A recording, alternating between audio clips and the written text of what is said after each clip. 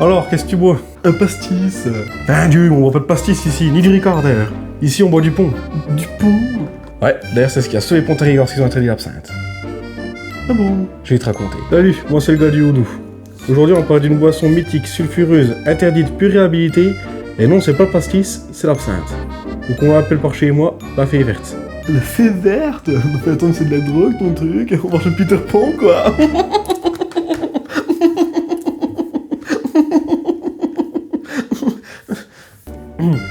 Non, mais pas loin.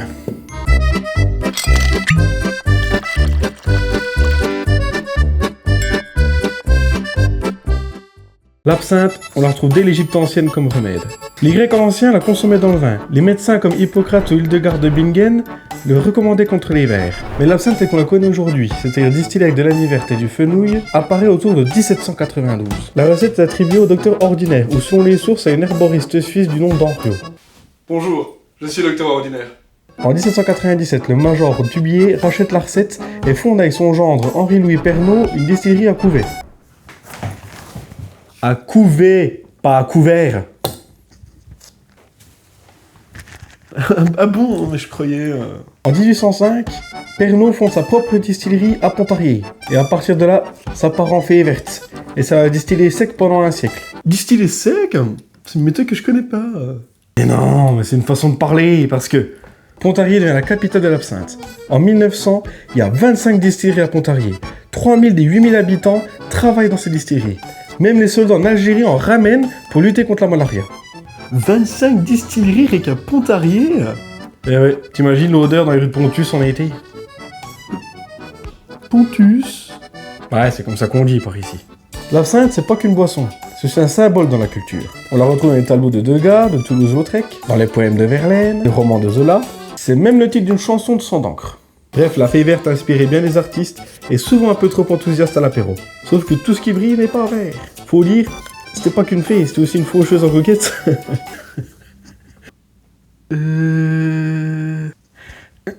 Ah oui, mince, j'ai pas encore raconté l'anecdote. En 1905, un gars du nom de Jean Laufré tue sa femme et ses deux filles après avoir bu 2 verres d'absinthe.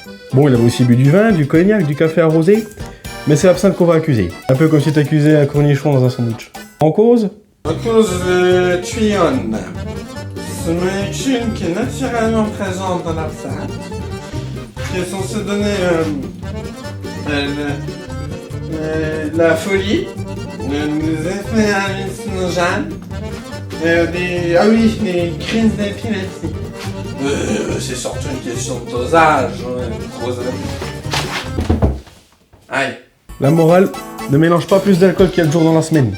Ah ça c'est bien vrai. D'ailleurs, quand est-ce qu'on boit? Bonus insolite, en 1901, la distillerie Pernod elle brûle. On déverse des milliers de litres d'absinthe dans le Doubs pour éviter une explosion.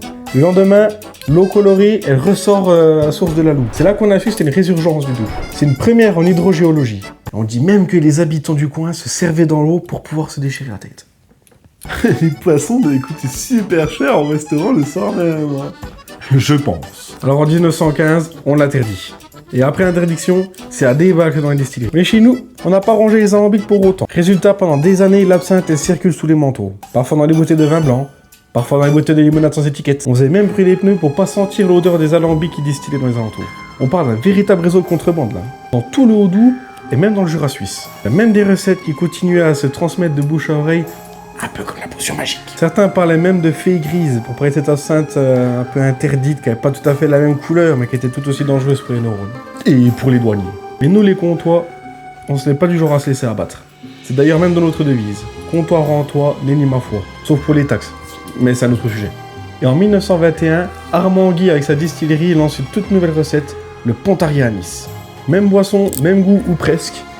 Il n'y a juste pas la plante interdite. Le Pontarlier à Nice, c'est 45 degrés d'alcool. Mais il existe aussi une version plus douce, avec 40 degrés, surnommée le Pont doux. Donc quoi, on la retrouve en version sucrée, le Pont sec, ou sans sucre à l'ancienne. Contrairement au pastis, qui est un mélange d'alcool et d'arôme, le Pontarlier à Nice est un anis distillé, c'est-à-dire obtenu par redistillation d'alcool neutre en présence d'anis vert. C'est d'ailleurs l'un des seuls anisés en apéro qui est vraiment fait avec de l'anis vert. On consomme dié dans de l'eau fraîche, plate ou gazeuse. Gazeuse? Ouais, non, mais avec les gars de la ville pour faire ça. Ah oui, je me disais aussi. Et ici, on commande pas un pastis, on dit écarçon, un pont. Une expression devenue culte au point d'arborer des objets publicitaires. Avec un peu de sirop de sapin, on obtient un sapon. Avec un peu de sirop de menthe, un Yoda. Oui, comme le Jedi. Mais avec plus d'arôme. La force est puissante dans celui qui casse son œil. Je suis ton père. La maison Pernod, quant à elle, elle s'exile dans le sud.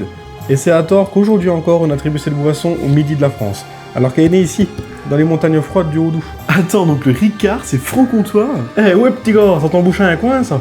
Je m'en fous, j'aime pas le Ricard de toute façon. En 2011, après 100 ans d'interdiction, l'absinthe est de nouveau autorisée en France. Et Pontarié en profite. Certaines distilleries reprennent la recette d'origine. Pontarié obtient même le label européen de l'absinthe. L'absinthe est redevenue légale parce qu'on a réussi à modifier génétiquement la plante pour plus qu'il y ait la tuyonne. Et aujourd'hui, on peut de nouveau en boire en toute légalité. Avec modération. Ou pas, mais c'est pas moi qui conduis. L'absinthe c'est une boisson, oui, mais c'est surtout une histoire. Une histoire de passion, d'interdit, de résistance et de bouteilles qui sentent le fenouil. Et Pontarié dans tout ça, ben on est toujours là. Plus têtu que la loi et plus aromatique que l'histoire. Et plus épicé qu'un vin chaud dans un marché de Noël. C'était le gars du Haut-Doubs. Si t'as aimé, abonne-toi. Sinon, c'est que t'as jamais goûté de fille verte. Donc ça a été légal, interdit, relégal, et tu veux qu'on boive ça? Ah non, on va faire léger. On va prendre du pont. Ah oui, léger, 45 degrés quoi. C'est mieux que 70, hein. Et attention, l'abus d'alcool est dangereux pour la santé, à consommer avec modération. Mais qui tu parles depuis tout à l'heure?